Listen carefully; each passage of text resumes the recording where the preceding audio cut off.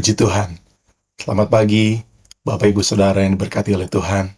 Kita mengucap syukur atas penyertaan Tuhan dalam kehidupan kita sampai hari ini. Puji Tuhan, Bapak Ibu, mari sebelum kita memulai hari ini, kita akan merenungkan firman Tuhan, dan kita akan berdoa kepada Tuhan. Tuhan Yesus, Allah kami yang baik, kami mengucap syukur Tuhan, atas penyertaan-Mu, pimpinan-Mu dalam hidup kami, sampai pagi ini Tuhan. Terima kasih Tuhan.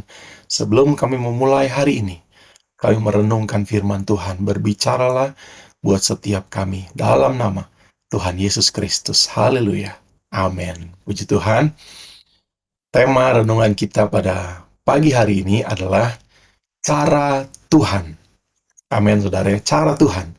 Masih dalam seri atau season mengenai janji pemeliharaan Tuhan dan penyediaan kebutuhan. Ayat pokoknya terambil dalam Yohanes 6 ayat 9. Mari kita baca bersama. Di sini ada seorang anak yang mempunyai 5 roti jelai dan 2 ikan. Tetapi apakah artinya itu untuk orang sebanyak ini? Ya, puji Tuhan. Bapak Ibu Saudara pasti udah sering kali mendengar cerita mengenai 5 roti dan 2 ikan. Dari semenjak sekolah minggu, remaja, pemuda, sampai dewasa, tua sekalipun saat ini, pasti sering mendengar kisah ini. Nah, pada pagi hari ini kita akan mengulang membaca kisah ini. Pasti ada maksud dan rencana Tuhan buat kita sepanjang hari ini. Amin, saudara ya. Nah, kadang kita merasa tidak punya cukup dalam tanda kutip. Apa? Tidak cukup talenta, tidak cukup uang, bahkan tidak cukup waktu, tidak cukup pengalaman. Sama seperti murid Yesus dalam kisah ini. Ya, di mana mereka melihat kebutuhan yang besar akan memberi makan sekian ribu orang. Tetapi hanya melihat apa yang kurang. Ya, mereka melihat kebutuhan yang besar, tetapi hanya melihat apa yang kurang. Gitu. Nah, menariknya dalam tengah keterbatasan itu ada seorang anak kecil. Alkitab mencatat, saudara ya, ia bukan tokoh utama, bahkan namanya pun tidak disebutkan. Ya, artinya adalah Tuhan bisa memakai siapa saja yang mau dan rindu untuk dipakai oleh Tuhan. Karena justru melalui tangan kecilnya itu, Tuhan Yesus melakukan mujizat yang besar. Wow, luar biasa saudara ya. Dan kita tahu bahwa kisah ini dicatat dalam 4 Injil. Matius, Markus, Lukas, Yohanes, semua mencatat. Ya, dan salah satu kisahnya dalam Yohanes 6 ayat 9 ini. Jadi kisah anak kecil ini dicatat dalam Alkitab. Ya, nah saya rindu dalam pagi ini ya membagikan ada 3 refleksi yang akan kita renungkan pagi ini, kiranya boleh menjadi berkat buat kita semua. Yang pertama, refleksinya adalah apa yang kita punya, meski kecil, bisa dipakai Tuhan. Ya, ayat tadi mengatakan di sini ada seorang anak. Ya, anak itu pasti anak kecil, saudara ya. Nah, anak ini hanya punya 5 roti jelai dan 2 ekor ikan kecil. Itu bukan bekal yang besar saat itu. Ya, bahkan murid Yesus, Andreas, menyebutnya dengan nada yang pesimis. Tetapi, apa artinya itu bagi orang sebanyak ini? Ya, manusia seringkali melihat hal yang kecil, saudara, dan pesimis. Namun, Yesus tidak memandang jumlahnya. Ya, dia melihat hati yang mau memberi. Tuhan tidak menunggu kita menjadi cukup. Ya, cukup. Baru dipakai olehnya. Karena dia bekerja lewat kerelaan hati kita, bukan kelebihan kita. Amin. Nah, refleksi yang pertama adalah pertanyaannya, apakah aku sering menunda untuk memberi atau melayani karena merasa belum cukup atau merasa akan menjadi kurang? Refleksi yang pertama, saudara ya. Dan yang kedua, Tuhan menyukai yang rendah hati dan sederhana. Puji Tuhan. Roti itu bukan dari gandum yang mahal. Ya, yang dibawa oleh seorang anak kecil itu roti biasa. Bahkan dikatakan roti jelai atau barley. Yang waktu itu roti tersebut adalah makanan untuk rakyat yang miskin atau orang jelata di zamannya. Dan ikan itu pun bukan ikan tuna yang besar, tetapi ikan yang kecil. Ya, bahasa aslinya Alkitab mengatakan bahwa itu ikan-ikan yang kecil, bukan ikan besar. Ya, mungkin ikan asin, saudara ya, yang kecil yang kita biasa makan. Namun dari yang sederhana itu, Yesus memberi makan 5.000 orang laki-laki, belum termasuk perempuan dan anak-anak. Bahkan Alkitab mencatat tersisa 12 bakul. Artinya Tuhan seringkali mengabaikan yang megah, justru memilih yang tidak diperhitungkan untuk menyatakan kemuliaannya. Wow, puji Tuhan. Luar biasa Tuhan kita, saudara ya.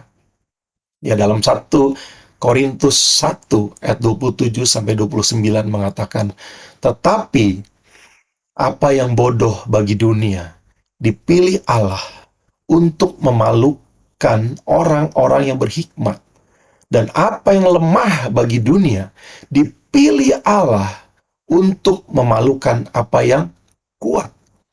Ayat 28, "Dan apa yang tidak terpandang dan yang hina bagi dunia dipilih Allah, bahkan apa yang tidak berarti dipilih Allah untuk meniadakan apa yang berarti, supaya jangan ada seorang manusia pun yang memegahkan diri di hadapan Allah." Puji Tuhan.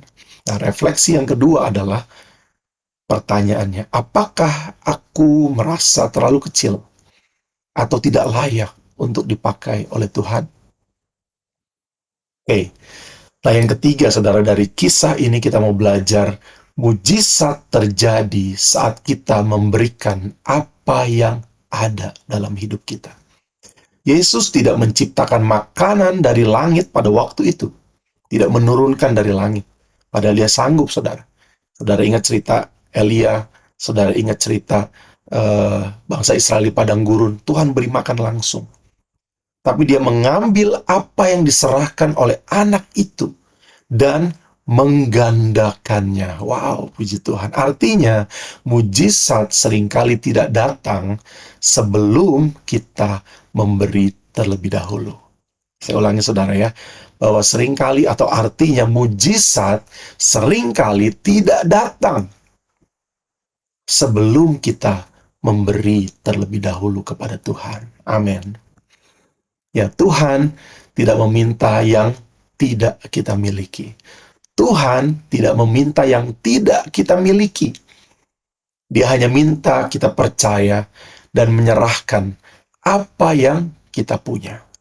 Refleksinya adalah, apa 5 roti dan 2 ikan yang aku miliki saat ini? Talentakah? Waktukah? Kekuatan yang kecilkah? Pemikiran kita? Nah, sudahkah aku mempersembahkannya kepada Tuhan? Puji nama Tuhan. Nah, saudara, biarlah 3 refleksi ini, pertanyaan ini boleh kita renungkan sepanjang hari ini. Dan kita mau lebih dekat kepada Tuhan. Mau lebih menyerahkan apa yang kita miliki kepada Tuhan. Sebagai penutup, saudara ya, mari kita mau terus belajar untuk berserah. Dan lihat Dia akan berkarya dalam hidup kita. Dunia mungkin mengajarkan bahwa kita harus punya banyak untuk bisa menjadi arti. Tapi Tuhan Yesus mengajarkan sebaliknya. Berikan apa yang ada di tanganmu, walau kecil, dan Dia akan membuatnya cukup, bahkan berkelimpahan. Amin, puji Tuhan. Jadi jangan remehkan apa yang kamu miliki saat ini. Ya, milikilah persiapan. Seperti anak kecil ini, saat itu mungkin hanya 1 orang anak itu yang punya 5 roti dan 2 ikan, punya bekal. Kenapa yang lain tidak?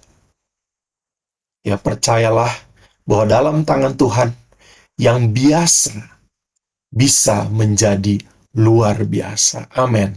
Ya, percayalah bahwa Tuhan selalu punya cara yang ajaib untuk memenuhi kebutuhan umatnya. Terlalu banyak contoh dalam Alkitab yang dapat kita pelajari, kita baca, saudara. Ya, dan hari ini menjadi perenungan juga bahwa jika kita sudah sering merasakan keajaiban Tuhan dalam hidup kita, bersyukur dan saksikanlah keajaiban Tuhan itu. Tapi jika belum, jangan kita kecil hati, saudara. Serahkan apa yang kita punya dan terus harapkan Yesus berkarya dalam hidup kita. Karena pasti masih ada mujizat. Ya, Tuhan pasti punya cara untuk memberkati hidup kita.